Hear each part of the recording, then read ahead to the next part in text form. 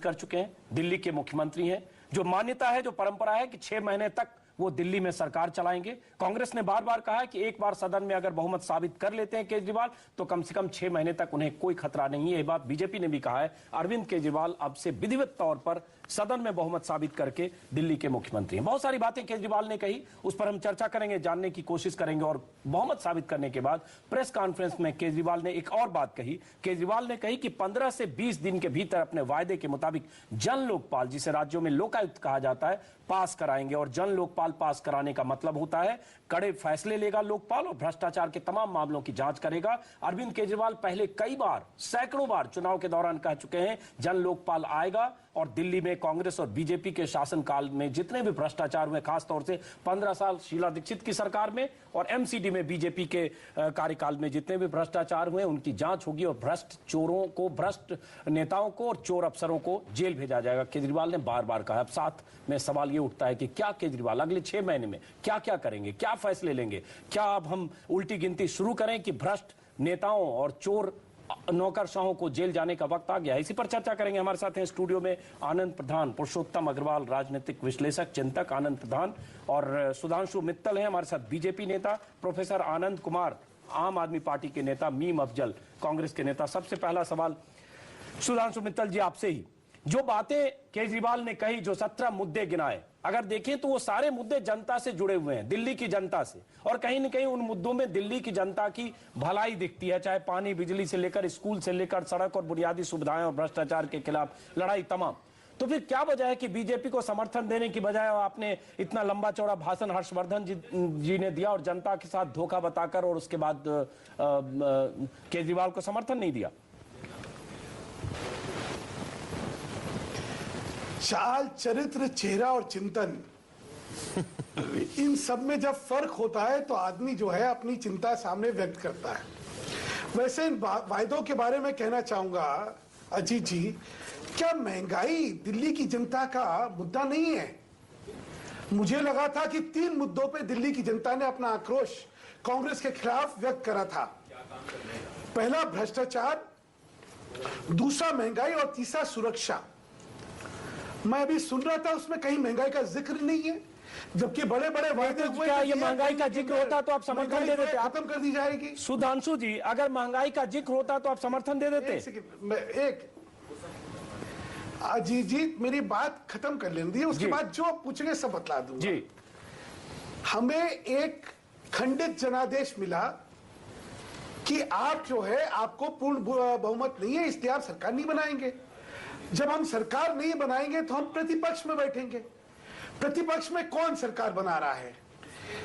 वो पार्टी जो कह रही है कि भाई हमें तो कांग्रेस का समर्थन हमने मांगा नहीं, हमें चाहिए नहीं, ये तो चोर है। और कांग्रेस है कह रही है भाई इन्होंने नहीं मांगा लेकिन हम तो समर्थन देंगे, हम तो समर्थन देंगे।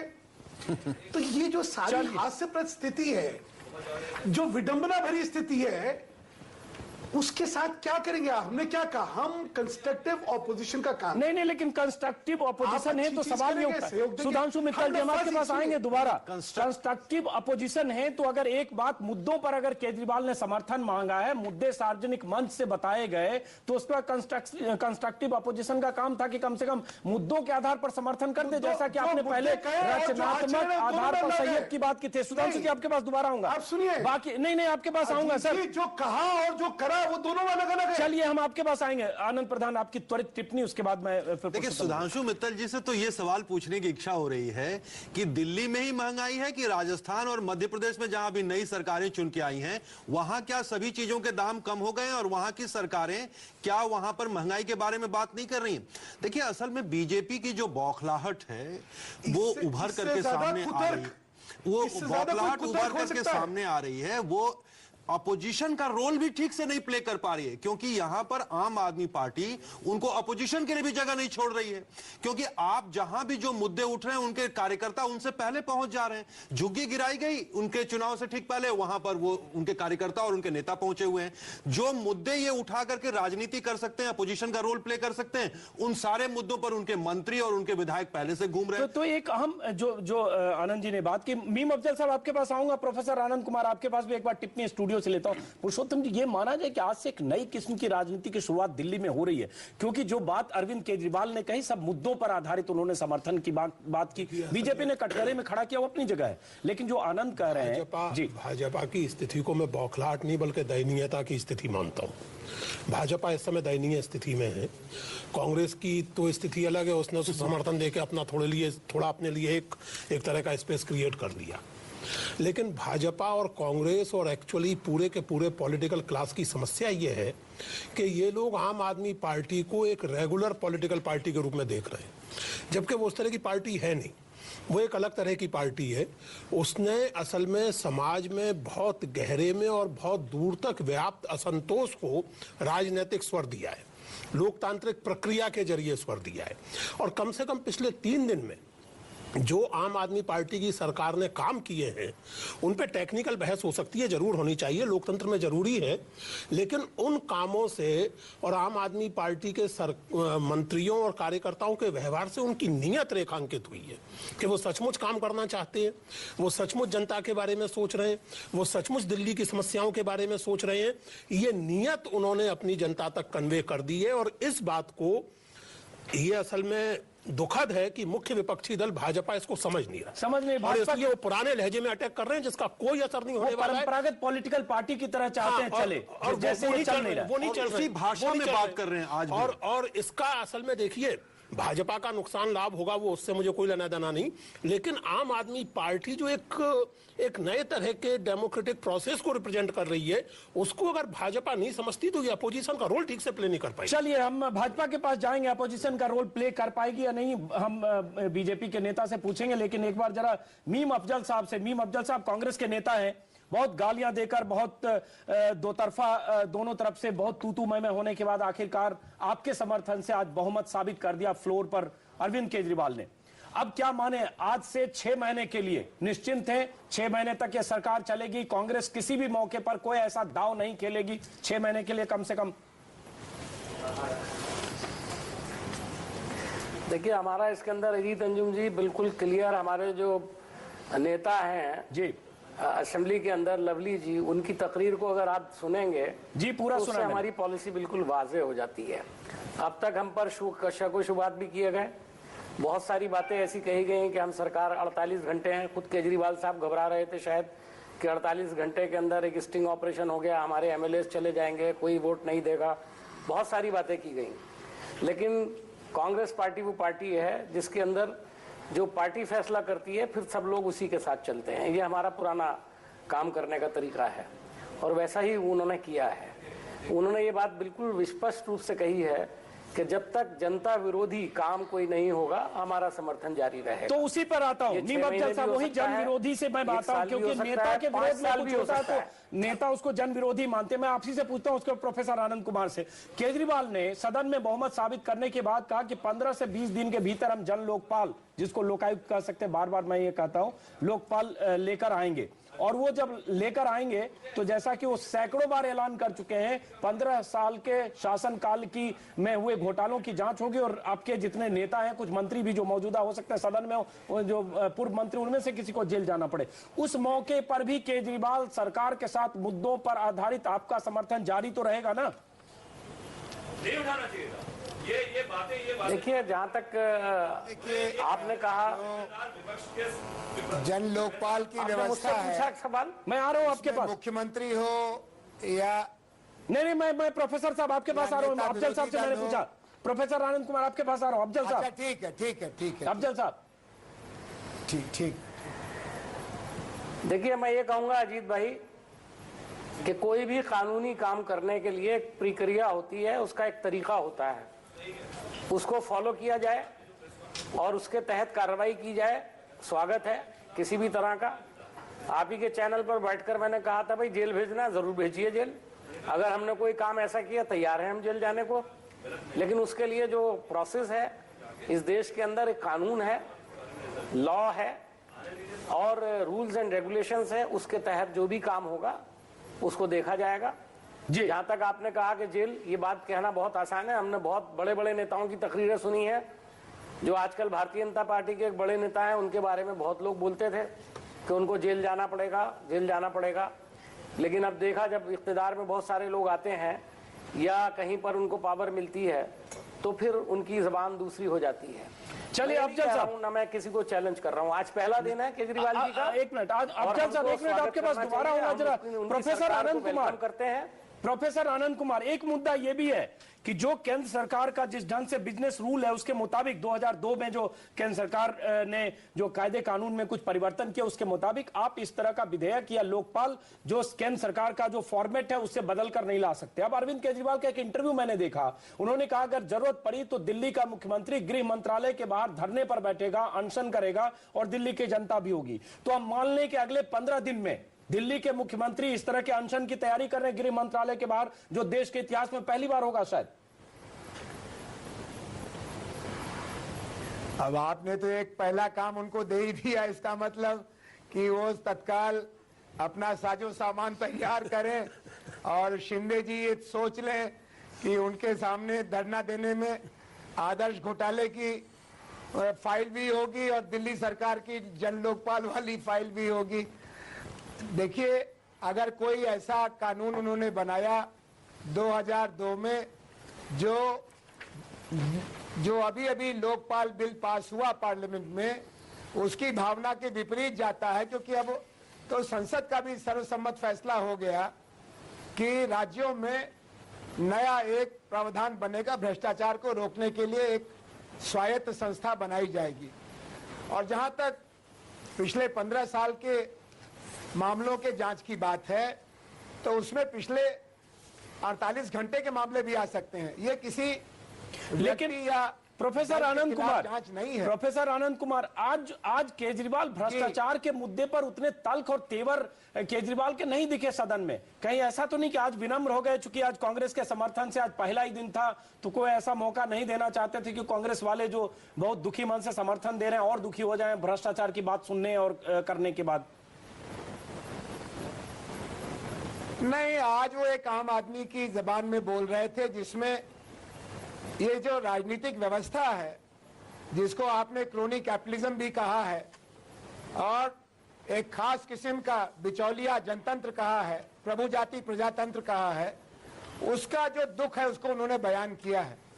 और विनय में एक खास तरह की दृढ़ता भी थी। विजय के समय में विनम्रता हमारी संस्कृति और संस्कार का हिस्सा है। वो उस भाषा में बोले जो राष्ट्र निर्माण के लिए बेचैन जमात की भाषा है।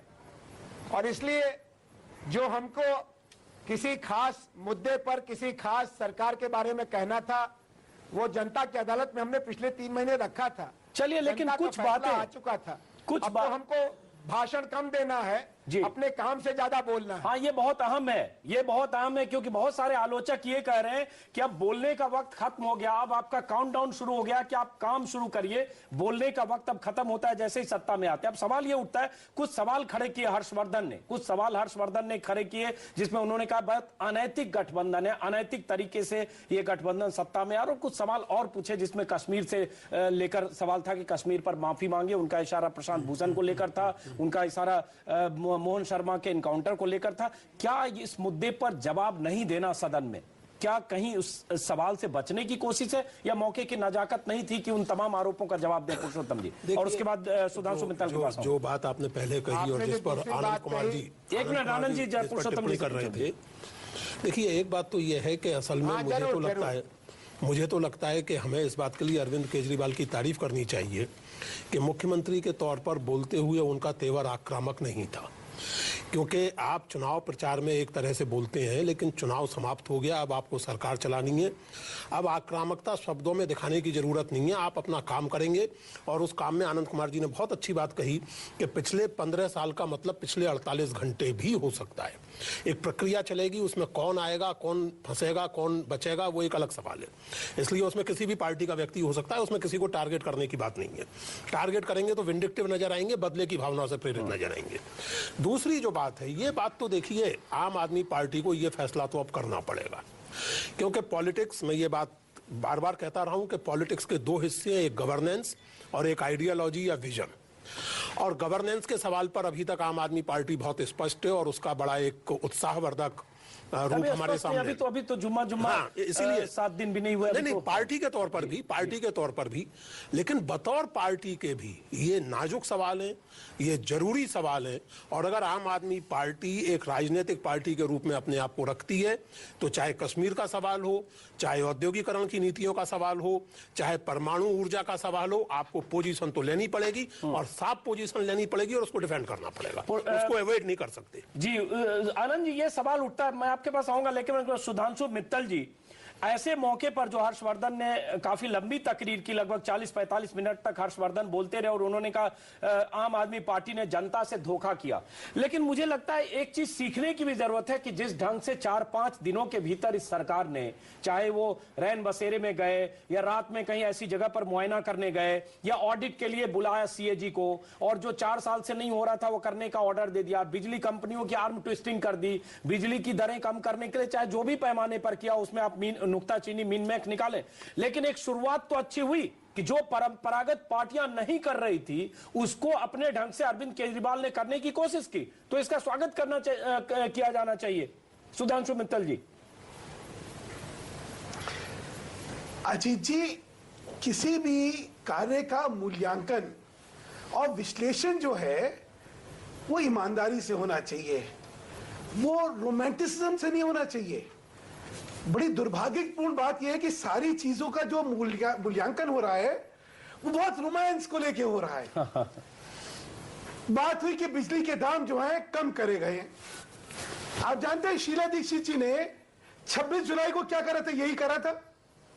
उन्होंने जो था, उन्होंने 1 रुपए और 1 रुपए 20 पैसे की सब्सिडी। बताइए सर, आपने मैनिफेस्टो में कहा 30% कम करेंगे, थोड़ा जोर लगा के उन्होंने 50% किया, तो आप कर रहे थे, आप भी यही सब जगलरी करते, आप भी जगलरी कुछ करते, सब्सिडी देते, ऐसा पार्टी फंड से तो बीजेपी भी नहीं देती वहां। ऐसा आप बताइए, 1100 करोड़ से फंड ट्रांसफर होता है, पब्लिक फंड से ट्रांसफर होता है। तो फिर मैं कुछ कहूं? नहीं, चलिए बोलिए। अगर आपको बात सुनने की पेशेंस हो तो मैं कहूं, नहीं, क्योंकि अगर आपने पहले ही तय कर रखा है अपनी बातों का, तो फिर मैं क्या कह सकता हूं? नहीं, आप बोलिए, बात तो पूरी सुनिए ना। जी जी, बात सही। इन्होंने अपने मैनिफेस्टो में क्लियरली लिख रखा है कि जो दाम कम होने वो 50% कम होने, और कैसे होने वो 3 मापदंड भी दे रखे। वो सब्सिडी मापदंड नहीं है, उसमें 3 मापदंड है। एक ऑडिट के माध्यम से जो ज्यादा पैसा जनता से लिया जा रहा है उसके माध्यम से, दूसरा जो है फॉल्टी मीटर्स के माध्यम से, और तीसरा ओपन कंपटीशन के माध्यम से। और 4 महीने में होंगे, ये लिखा हुआ है उसमें जी। तो किसी चीज का मूल्यांकन जो है वो ईमानदारी से होना चाहिए।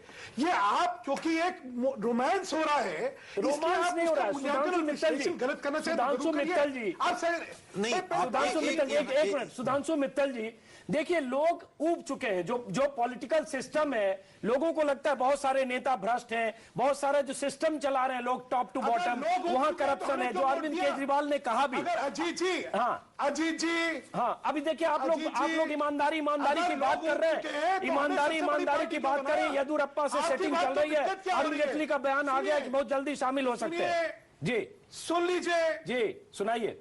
आपकी दिक्कत क्या है? आप ये दिखाना चाह रहे हैं कि हम 32 सीट लेके हार गए और ये 28 सीट लेके जीत गए। ये सत्य है क्या? कमाल है। हम लोगों को जनता ने नकार दिया, इनको स्वीकार दिया। भाई किस पैमाने पे?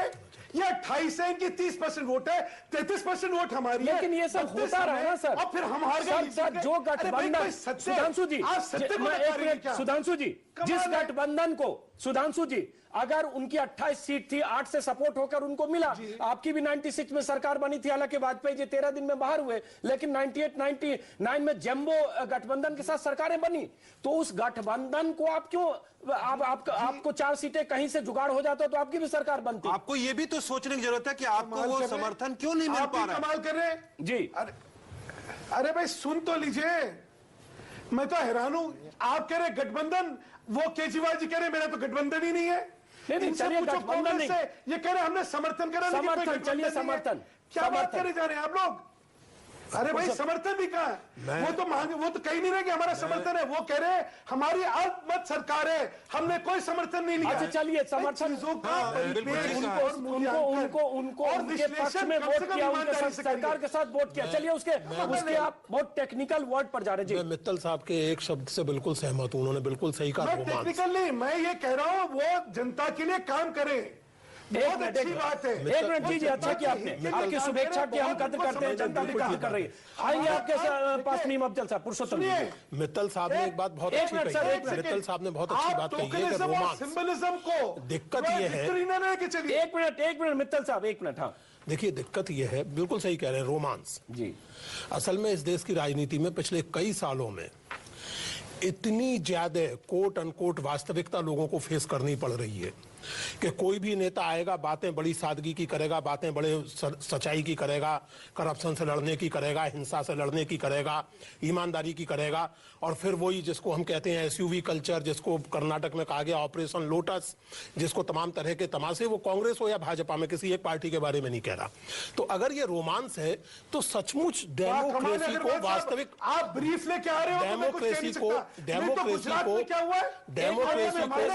कुछ भी बोले जा रहे हैं। डेमोक्रेसी को, छत्तीसगढ़ में क्या हुआ? डेमोक्रेसी को, सुधांशु जी पैसेंस रखिए सर। मैं आपका क्रोध समझ सकता हूं, लेकिन अब उसके लिए मैं अपराधी नहीं हूं, दिल्ली की जनता अपराधी है।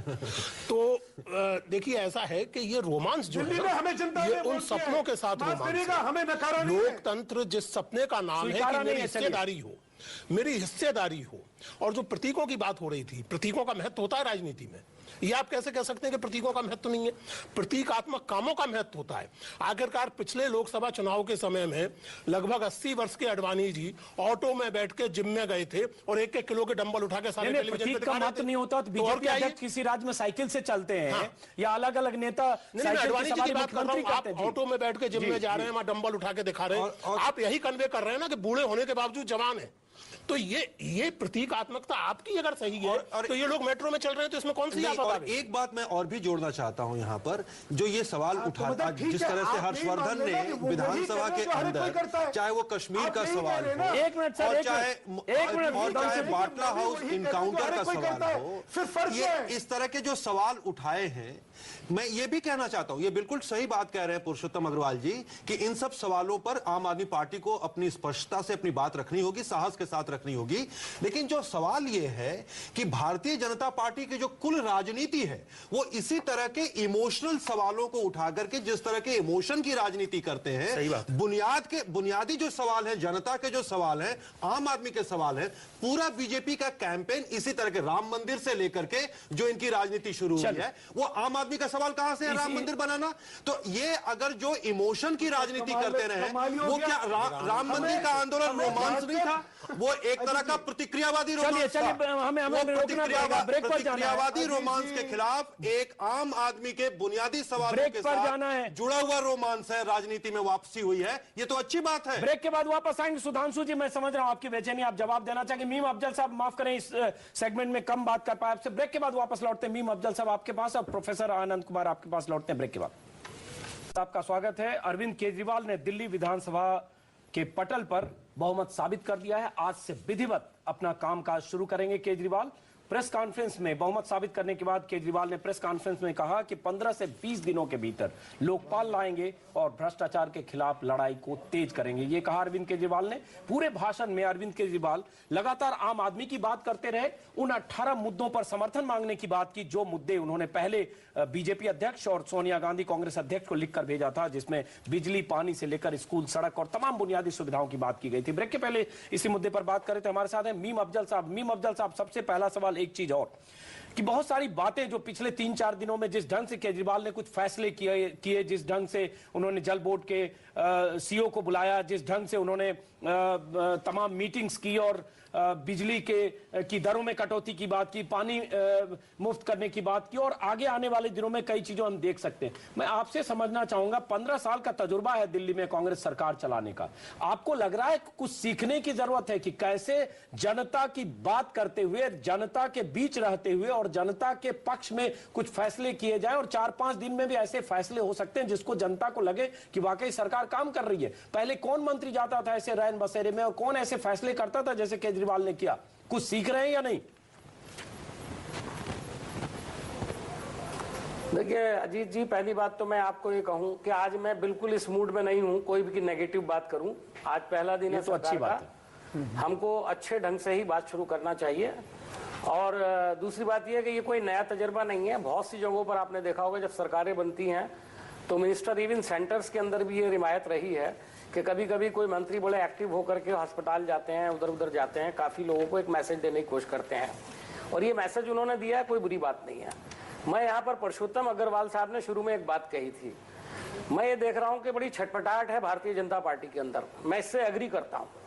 मैं आपसे एक बात कहूंगा, और खास तौर पर जो हमारे परषोत्तम भाई बैठे हैं उनसे भी कहूंगा कि सुधांशु जी, आई एम सॉरी परषोत्तम जी कह दिया मैंने, सुधांशु भाई से कहना चाहता हूँ, देखिए एक मैनिफेस्टो उनका भी था भारतीय जनता पार्टी का, और दिल्ली के अवाम ने उनको सबसे ज्यादा सीटें दी थी।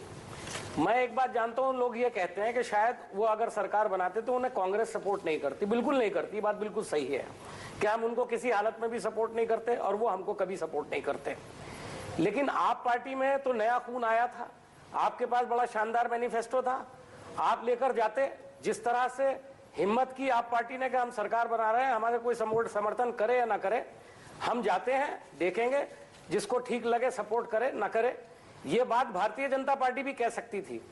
और आप पार्टी के अंदर कुछ लोग कह सकते थे कि भाई इनका मैनिफेस्टो बड़ा जबरदस्त है, बड़ा तारीखी है, बड़ा शानदार काम कर रहे हैं, ये जैसा मैसेज आज वो पार्टी दे रही है ऐसा ही मैसेज भारतीय जनता पार्टी भी दे सकती थी, उसके पास मौका था, लेकिन उन्होंने उस मौके को गंवा दिया। आज ये पछतावा है जो दिखाई दे रहा है। 45 मिनट की तकरीर की है उन्होंने, आपने देखा होगा हाउस के अंदर, और जीरो है, उसका कोई इंपैक्ट नहीं है। लेकिन केजरीवाल ने जो तकरीर की उसका इंपैक्ट आपके ऊपर भी है और जहां बैठे हुए लोगों में भी साफ दिखाई दे रहा है, और जनता में तो होगा ही होगा।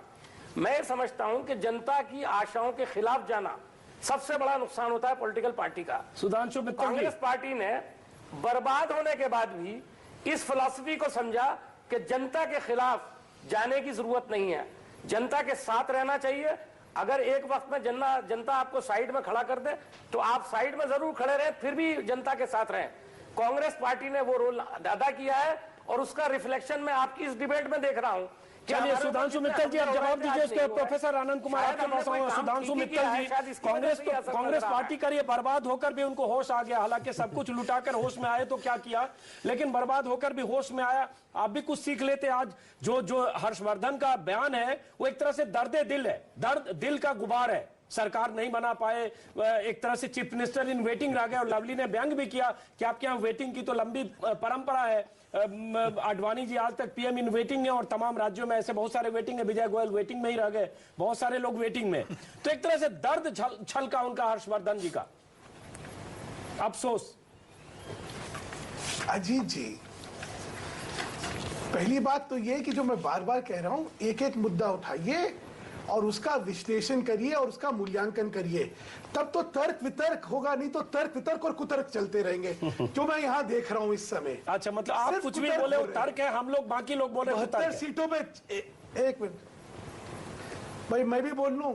आप जब बोलते मैं सुनता रहता हूँ। असल में आप बहुत प्रोवोकेटिव बोलते हैं। 72 सीटों पे बोलने दीजिए, बोलने दीजिए। 72 सीटों पे चुनाव हुए हैं लोकसभा की इन 4 राज्यों में। 62 सीटें हम जीते हैं, 8 सीट कांग्रेस जीती और 2 सीटें आम आदमी पार्टी जीती, अगर विधानसभा के रिजल्ट को लोकसभा पे एक्सट्रापोलेट करें। और आप हमें ऐसे कह रहे हैं हम हारे हुए हैं, जनता को हम पे विश्वास नहीं है, हमें अब नई राजनीति सीखनी पड़ेगी। 3-3 बारी हर राज्य में हमारी सरकारें आ रही हैं और उसके बाद भी जनता ने हमें नकार दिया, किसी और को ले लिया। अरे भाई, कोई ईमानदारी से बातें होंगी या ऐसी चलेगी बातें? सही बात। अब आ जाइए एक एक विषय को। अभी पुरुषोत्तम जी का मैं सुन रहा था कि टोकनिज्म होना चाहिए, और अभी अजीत आनंद जी मुझे समझा रहे थे आडवाणी जी की जो राजनीति जिसको कहते हैं, लोग कहते हैं कि हम नई राजनीति करना चाह रहे हैं, तो अगर आप भी वही राजनीति कर रहे हैं जो सारे जने कर रहे हैं तो फिर नयापन क्या है? आपने कहा हम मेट्रो में आएंगे, आम आदमी की खास मेट्रो थी वो, अगर आपको नहीं पता तो जाके चेक कर लीजिए। वो ऑर्डिनरी मेट्रो नहीं थी, वो स्पेशल ट्रेन थी उनकी, वो जो हर स्टेशन पे नहीं रुकी और हर आदमी उसमें घुसा नहीं। ये सिंबलिज्म और टोकनिज्म चले अब हो गया। अब आगे गंभीरता से काम करिए। अजीत जी आप हैं, एक सेकंड बस लास्ट बोलूं, उसके बाद आप मुझे बोलने ना दीजिएगा, मुझे कोई फर्क नहीं पड़ेगा। जी अजीत जी आप हैं, अगर मैंने ये दावा करा होता बिजली के दाम के बारे में कि मैंने 50% कम कर दिए, और सत्य ये होता कि 28% करे होते और 36% करे होते और बाकियों को छोड़ दिया होता, तो आप कपड़े फाड़ देते। आप ऐसा कटघरे में खड़ा करते कि साहब देखिए हर नेता झूठा होता है, हर नेता बेईमान होता है, और देखिए यहां भी झूठ बोले और बेईमानी करें, और आप देखिए अब क्या करें, अरे देखिए कमाल हो गया, अरे राम राज्य आ गया, देखिए स्वर्ग ले आए। अरे भाई ईमानदारी, जो मैं बार बार कह रहा हूं, ईमानदारी से मूल्यांकन करिए, विश्लेषण करिए। चलिए मूल्यांकन करते हैं। जरा प्रोफेसर आनंद कुमार की तरफ चलते हैं। एक सेकंड प्रोफेसर आनंद कुमार की तरफ चलते हैं। प्रतीकों की बात प्रोफेसर साहब बहुत होती है, एक बात बार बार उठी थी, हम लोगों ने उस दिन भी डिबेट काफी किया था। आज हर्षवर्धन ने भी कहा कि मेट्रो में मान लीजिए गए, और आने वाले समय में अब लगातार इस तरह से अगर चलेंगे मेट्रो में, कार में, और अगर आप कहते हैं कि हम सुरक्षा नहीं ले रहे, हो सकता है 2 कार आगे पीछे होती, सुरक्षा मुकम्मल होती, लेकिन आप इस तरह से चलते हैं तो पुलिस का बहुत बड़ा हमला, कई बार सैकड़ों पुलिस वाले उसमें एंगेज होते हैं, और उसके बाद आम आदमी को परेशानी होती है, जैसा कि जिक्र सुधांशु मित्तल ने कहा, हर्षवर्धन ने तो लंबी तकरीर दी। तो मुझे लगता है इन प्रतीकों को क्या बंद होना चाहिए, क्योंकि इससे खर्चे भी बढ़ते और आम लोगों को मुश्किलें भी होती है। हो गया जो आपने प्रतीक के तौर पर दिखाना था, दिखा दिया। देखिए, जो अभी स्वर आ रहा है भारतीय जनता पार्टी के प्रवक्ता का, वो निश्चित तौर पर स्वागत योग्य है। रहीम बाबा कह गए हैं, निंदक नियरे राखिए आंगन कुटी छवाए। हम उनको अपने बहुत नजदीक रखना चाहते हैं। वो हमारी जितनी आलोचना करेंगे, वैकल्पिक राजनीति के लिए हमारा जो प्रयास है वो उतना ही बेहतर बनेगा। हमने जो कुछ भी किया निर्मल भाव से किया, किसी को असुविधा हुई तो हम क्षमा मांगते हैं। अब हमारे मुख्यमंत्री के पास एक 4 पहिए की गाड़ी है नीले रंग वाली, न उससे उसके पास बड़ी गाड़ी है न छोटी गाड़ी है, उसमें वो 3-4 दिन से आ जा रहे हैं। अब उसमें अगर किसी को असुविधा हो रही है, वो प्रतीकात्मक लग रहा है, तो अब हमारी सीमा है। हम उम्मीद करेंगे कि अभी जो राजस्थान में और मध्य प्रदेश में और छत्तीसगढ़ में सरकारें बनी हैं, उनके मुख्यमंत्रीगण और बेहतर तरीके से शासक और जनता के बीच की दूरी कम करेंगे, वो ज्यादा सहज होंगे, हमारे दोषों से मुक्त होंगे। असल में आज लोकतंत्र के लिए उत्सव का दिन इस माने में नहीं है कि आम आदमी पार्टी का विश्वास मत पारित हो गया, इस माने में है कि एक और विकल्प सामने आया है जो ईमानदारी का दावा करता है, सादगी के लिए समर्पण का दावा करता है और सेवा के लिए प्रतिबद्धता का दावा करता है। जी, ये आम आदमी के लिए एक और विकल्प के निर्माण की घटना हम सबको संतोष देती है। उसके बावजूद विरोधी दल की बड़ी जबरदस्त भूमिका है। दिल्ली को विरोधी दल का स्वर आज से सुनाई पड़ने लगा, वरना डॉक्टर हर्षवर्धन जी तो पिछले 5 बरस सदन में मौन रह करके ही शालीनता के प्रतीक और प्रतिबिंब बने हुए थे। चलिए, सुधांशु जी विधानसभा में नहीं है, तो हमको भरोसा है कि ये जनता का भी एक जमावड़ा हर 15 दिन 1 महीने पर विधानसभा के सामने ललकार के साथ लगाएंगे। चलिए सुधांशु जी संक्षिप्त जवाब दे दीजिए और उसके बाद स्टूडियो लौटूंगा। सुधांशु जी संक्षिप्त।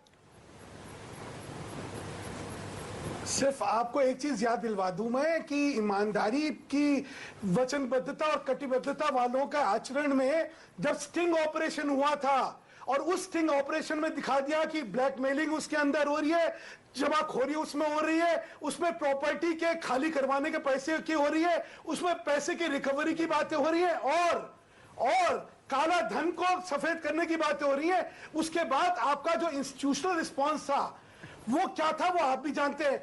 हर चोर की तरह आपने भी वही कहा, अरे ये सब झूठ है, ये हमारे पफाने की तकनीक है।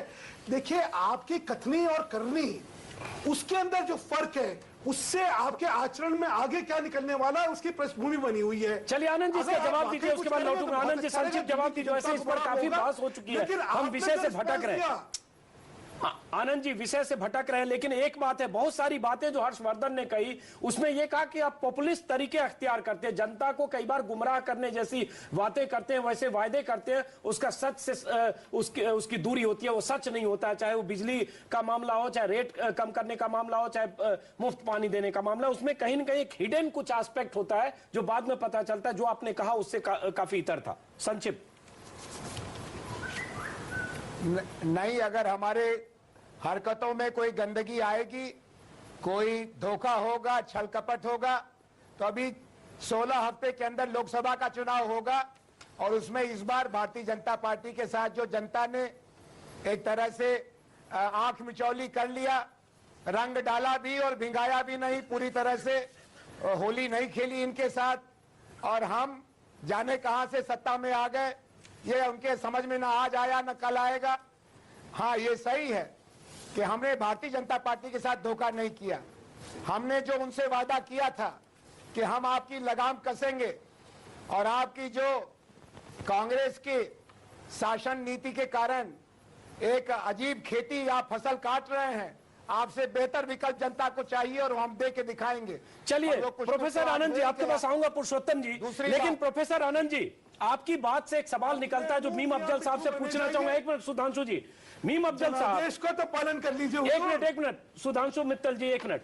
मीम अफजल साहब, पूरी बातचीत में आज आम आदमी पार्टी के हमले की जद में बीजेपी है, इसका मतलब आपसे कुछ हो गई अंडरस्टैंडिंग कि आज के बाद आप गुरु भाई हो गए, या एक तरह से एक सदन में जिस ढंग से समर्थन कर दिया और आपकी बैसाखी पर सरकार है तो आपको लेकर सॉफ्ट हो गए, आप अब निश्चिंत थोड़े दिन के लिए हो सकते हैं। मीम अफजल साहब, अब ये निशाना सिर्फ बीजेपी पर साध रहे हैं। अजीत अंजुम साहब, मैं ये कहूंगा कि जब आदमी कुर्सी पर बैठता है तो उसकी जिम्मेदारी अलग होती है। मुझे खुशी है और समर्थन लेकर सरकार बनाता है तो जिम्मेदारी अलग हो जाती है। वाल साहब ने जो जबान बोली, जो जिम्मेदारी के साथ आज उन्होंने बातें की हैं, उसमें मुझे वो बातें नजर नहीं आई जो उससे पहले वो काफी बोलते रहे हैं। मैं एक मिसरा दोहरा देता हूँ, काफी होगा अपने आप में, कि खुदा जब हुस्न देता है नजाकत आ ही जाती है। तो अभी ये सरकार बनाई है उन्होंने और मैं समझता हूँ उनको हमें पूरा मौका देना चाहिए। कांग्रेस पार्टी इस बात के लिए पाबंद है कि दिल्ली की जनता का भला हो और दिल्ली की जनता, और ये नजाकत कांग्रेस के लिए आई है क्या मीम अफजल साहब? बहुत दिलचस्प वैसे दोनों तरफ से प्रतिक्रिया आई और मुझे बहुत अच्छा लगा। आम आदमी पार्टी के नेता और कांग्रेस के मीम अफजल साहब, बहुत अच्छी तुकबंदी है आपकी, जनता देख रही है। पुरुषोत्तम जी, बहुत दिलचस्प बहुत मशहूर शेर है चाहता हूँ और वो इस बहस पर नहीं है, उसका एक बहुत मशहूर मिसरा है। ये तुकबंदी अलीगढ़ और बीएचयू की ट्रेनिंग से मिली है। शायरी को आप बदनाम ना करें और ये ना कहें कि तुकबंदी है। नहीं, वो देखिए, वो तुकबंदी या जो भी है, मैं केवल एक टिप्पणी, मुझे कभी कभी मीडिया पे दया जैसी आती है, क्योंकि जब मीडिया जो है वो मोदी जी की रैली जो है लाइव दिखाता है और मोदी जी के बहुत ही विद्वतापूर्ण भाषण घंटों तक मीडिया पर चलते रहते हैं, तब मीडिया कुछ लोगों को निष्पक्ष लगता है और कुछ को लगता है कि मोदी मीडिया क्रिएशन है। अब यहाँ अरविंद केजरीवाल कुछ लोगों को मीडिया क्रिएशन लग रहे हैं। तो मैं केवल ये कह रहा था, चूंकि मैं मीडिया से जुड़ा हुआ नहीं हूँ और आमतौर से आलोचना ही करता हूँ, तो आज मुझे एकाएक मीडिया के साथ सहानुभूति हुई, उस सहानुभूति को मैं रेखांकित कर रहा हूँ केवल, बाकी जी बहुत दिलचस्प है। मैं इस पर टिप्पणी इसलिए चाहूंगा क्योंकि एक पॉलिटिकल है। अभी जो देख रहे हैं हम, जो एक घंटे से जो हमने डिबेट किया, अभी शेर सुना दो जरा। जी सुनाई दीजिए सर। इरशाद चलिए मुशायरा हो जाए, चलिए जी इरशाद सुनाया जाए। जी, जिक्र मेरा हुआ तो चिढ़ के कहा, जिक्र मेरा हुआ तो चिढ़ के कहा, किस दीवाने की बात करते हो, वाह वाह, आशियाने की बात करते हो। तो आप लोगों का तो वो हाल हो रहा है। इसका कोई जवाब है आनंद जी? कोई जवाब है? भ्रष्टाचार क्या है आपको सब दिखाया। देखिए, आप हमें क्या सिखा रहे हैं यहाँ बैठ के? भ्रष्टाचार और तमाम सारे गवर्नेंस के इशूज पर थोड़ा निष्पक्षता से बात जवाब ये है। नहीं, आनंद भाई एक मिनट प्लीज, आनंद भाई एक मिनट, भाई जवाब, आनंद भाई एक मिनट, शायद बात का वजन कहीं खत्म। आनंद भाई एक मिनट, रंजन साहब एक मिनट और सुनते एक मिनट भ्रष्टाचार एक मिनट मीम अफजल साहब, आप एक मिसरा सुनाई दीजिए, भूल जाएंगे वो। एक मिसरा और सुन लीजिए। जी मैं पूरा शेर नहीं सुनाता, आधे में ही काम कर देता हूँ। बिल्कुल कि मेरा सुधांशु भाई से एक ही सवाल है, एक मिसरा सुन लीजिए। तू इधर उधर की ना बात कर, ये बता कि काफिला क्यों लूटा, मुझे औरों से कोई गरज नहीं, नहीं, मैं तो देखिए मैं तेरी रहबरी का सवाल है। पता नहीं चलिए ये वैसे मैं चाहता हूँ ये राहुल गांधी से किसी दिन पूछिए, ये रटा काफिला क्यों लुटा, तेरी राहबरी का सवाल है। ये तो राहुल गांधी पर बिल्कुल सटीक बात करनी मक्कर साहब, काफिला राहुल गांधी और कांग्रेस का लूट रहा है। शेर का यही महत्व है कि वो दोनों तरफ धार कर हमला करता है। चलिए जी सोनिया जी ने एक्सेप्ट किया, देखिए चूंकि ये तो एक्सेप्ट भी शेर करने चलने को लगे तैयार तो नहीं है। एक मिनट अफजल साहब एक मिनट जी। मित्तल साहब की बात पर मुझे गालिब का एक शेर याद आया, वो जो कह रहे थे ना, और वो मीडिया वाली बात भी थी। असल में क्या हुआ है कि भ्रष्टाचार के सवाल पर, गवर्नेंस के सवाल पर भाजपा का रवैया कुछ इस तरह का रहा है कि गालिब का एक शेर याद आता है कि जिक्र उस परिवस का और फिर बयां अपना कि रकीब बन गया जो था राजदा अपना। बहुत शानदार। ये तो इसमें आपके पास अगर कोई शेर है तो आप सुना सकते हैं। वो हालत सवा शेर है तो सुना दीजिए। इसका गालिब का दूसरा शेर है, इसका गालिब का अजीत जी दूसरा शेर है। मीर की दिल्ली देखी आज, अजीत जी गालिबो मीर की दिल्ली देखी, लेकिन अब दिल्ली में कुछ जो नए। सुनिए जी जल्दी अजीत जी, जल्दी। ये मिसाइल तवफ़्फ़ुफ़, ये तेरा बयान है गालिब, ये पुरुषोत्तम जी और आनंद जी के लिए कह रहा हूँ। तुझे हम वही समझते जो ना बादा ख्वार होता। हाँ तो हम तो बादा ख्वार हैं, अपनी बताइए। अब एक मिनट गोया हम प्रोफेसर आपके पास कोई शेर है सुना दीजिए। आज मुशायरा हो गया, सबसे बड़ा मुशायरा हो गया, सबसे बड़ा सवाल कीजिएगा प्रोफेसर साहब। सर हम तो ये जानते हैं, एक मिनट वक्त की कमी है। प्रोफेसर आनंद कुमार, अब हमारी तरफ से तो कुल एक ही बात कहनी है, और वो सुधांशु मित्तल जी के जरिए भाई नरेंद्र मोदी जी को भी कहनी है कि हम ही जब न होंगे तो है रंगे महफिल, हम ही जब न होंगे तो है रंगे महफिल, किसे देखकर आप शर्माइएगा। क्या बात है, क्या बात है। आपके पास कुछ है तो इसको इसी तोड़ के जवाब देना पड़ेगा। अल्टीमेट है। नजर झुका के आइएगा, हम देखते रह जाएंगे। तो मेरा ख्याल है चेहरा तो फक हो रहा है भारतीय जनता पार्टी का। और अच्छी बात यह है अजीत जी कि अब राजनीति में जो मुद्दे की राजनीति हो रही है, जो इमोशन को लेकर के भारतीय जनता पार्टी इस तरह की राजनीति कर रही थी, उसके मुकाबले आम आदमी के सवाल राजनीति के केंद्र में आ रहे हैं। दिल्ली में बिजली पानी पर बहस हो रही है, और ये एक अच्छी चीज है, और ये एक पॉजिटिव है। कम से कम भावनात्मक मुद्दों पर राजनीति को चलिए और लोगों को भटकाने की कोशिश नहीं हो रही। यही खत्म करना पड़ेगा। बहुत अच्छा लगा, आज पहली बार पता चला सुधांशु मित्तल जी, मीम अफजल साहब, प्रोफेसर आनंद कुमार, पुरुषोत्तम अग्रवाल सबने शेर शायरी में जवाब दिया। किसी और दिन मिलेंगे और सबसे बड़ा सवाल की जगह सबसे बड़ा मुशायरा, अगर इसी तरह से बातचीत मुशायरों में शेर शायरी की तरह बात हो तो अच्छा लगे। इस कार्यक्रम को यही खत्म करते हैं। ब्रेक के बाद देखिए कुछ और खबरें रात 8 बजे News 24 पर।